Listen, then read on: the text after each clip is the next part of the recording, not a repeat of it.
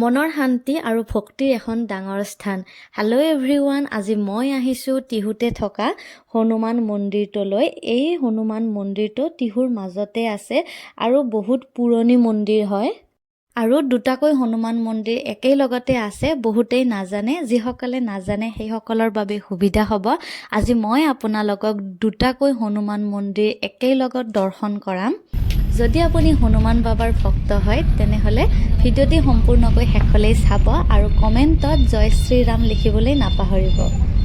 আৰু এয়া আমি টিহু আহিয়ে পালোঁ আৰু এই দোকানখনৰ পৰাই হনুমান বাবাৰ বাবে অলপ প্ৰসাদ কিনিলোঁ।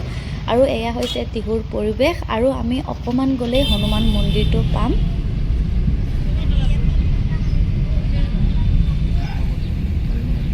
গাড়ীখন অলপ দূৰত পাৰ্কিং কৰি আমি খোজকাঢ়ি আহিছোঁ, কাৰণ হনুমান মন্দিৰটো ৰাস্তাৰ একেবাৰে কাষতে আছে আৰু মন্দিৰৰ সন্মুখত চাকি ধূপ সকলোখিনি বস্তুৱেই ইয়াত এনেকৈ দোকানবিলাক আছে।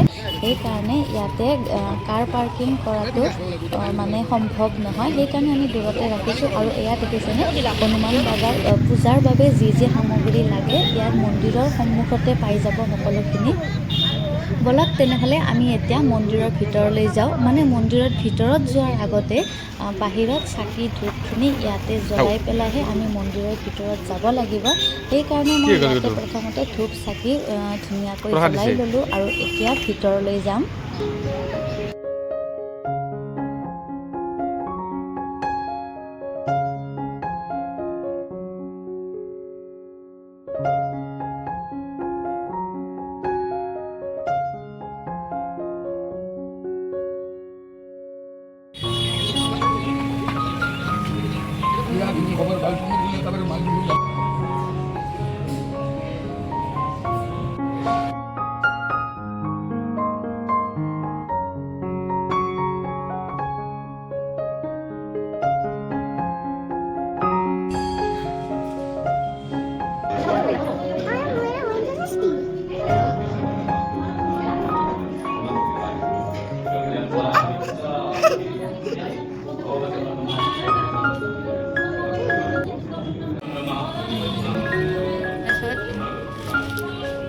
এটা কিবা আছে?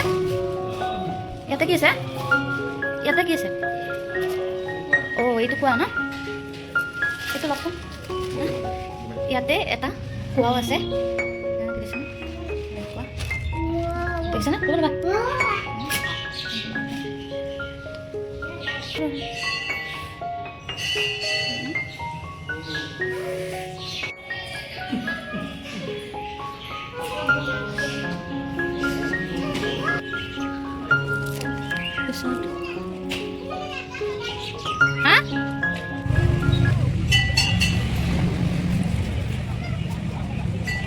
এই হনুমান মন্দিৰটোৰ সন্মুখতে আৰু এটা নতুনকৈ হনুমান মন্দিৰ বনাইছে।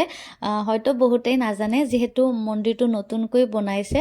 ময়ো আজি প্ৰথমবাৰ আহিছোঁ। বলক তেনেহ'লে আমি দ্বিতীয়টো হনুমান মন্দিৰ দৰ্শন কৰোঁ। এইটো হৈছে টিহু কলেজলৈ যোৱা ৰাস্তাটো দেখি পেলাই মনটো বহুত ভাল লাগিছে, কাৰণ এই ৰাস্তাটোৰে মই আগতে চাইকেল চলাই সদায় কলেজলৈ অহা যোৱা কৰিছিলোঁ। আৰু এয়া দেখিছেনে, ইয়াৰে পৰিৱেশ অলপ জংঘল আছে, আগতকৈ অলপ জংঘল কমি গ'ল বাৰু। আৰু এইটো হৈছে হনুমান মন্দিৰ, বৰ্তমান টিন পাতেৰে এনেকৈ বনাইছে, পিছত ভালকৈ বনাব চাগে, মানে পকীকৈ বনাব। এতিয়া বৰ্তমান এনেকৈ বনাই থৈছে। আজিৰ দিনটো সঁচাকৈ মোৰ বহুতেই ভাল লাগিল, কাৰণ আজিৰ দিনটোত মই দুটাকৈ হনুমান বাবাৰ মন্দিৰ দৰ্শন কৰিলোঁ। ইয়াতকৈ আৰু ভাল দিন কি হ'ব পাৰে বাৰু। যিয়ে নহওক, আজিৰ ভিডিঅ'টি ইমানখিনিয়ে আছিলে।